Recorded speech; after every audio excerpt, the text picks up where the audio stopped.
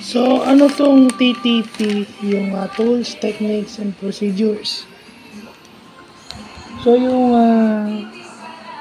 yung Tools, Techniques, and Procedures or yung Tactic, Techniques, and Procedures.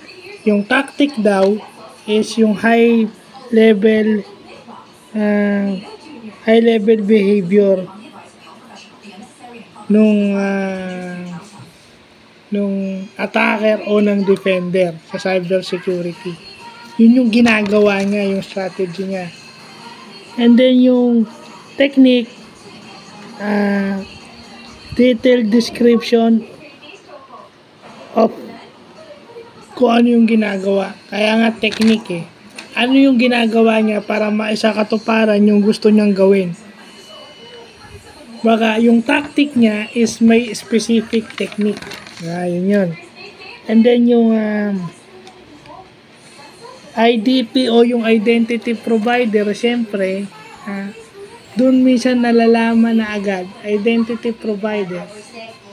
Identity provider is yung nagpo-provide ng identity. Nag-manage, nagpo-produce ng identity ng isang gumagamit ng internet o ng cyberspace.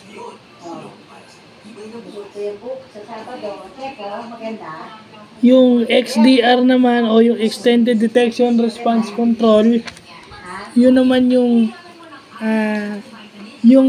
parang pati yung external communication ng company is tinitignan mo. Okay?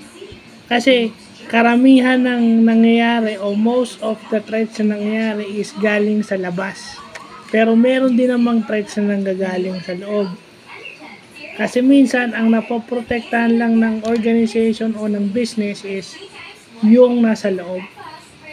Pero yung sa labas, minsan yun yung hindi. Kasi mas sophisticated, mas complex yung external threats.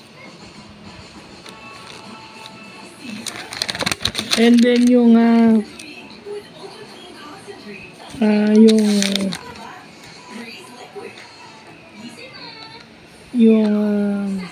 EDR, yung Endpoint Detection and Response, yun naman yung pag-monitor mo ng mga end users. So, ibig sabihin, point to point, endpoint to endpoint yung pag-monitor mo. Diba? Aba sa loob, diba? Aba naka-LAN yan, yung end-to-end point nung LAN, yun ang minomonitor mo, halimbawa. Yun na yun sa loob. Or meron ding endpoint na detection and response na sa labas. Kasi yung endpoint dun sa kabilang building, pupunta ulit dun sa kabilang building.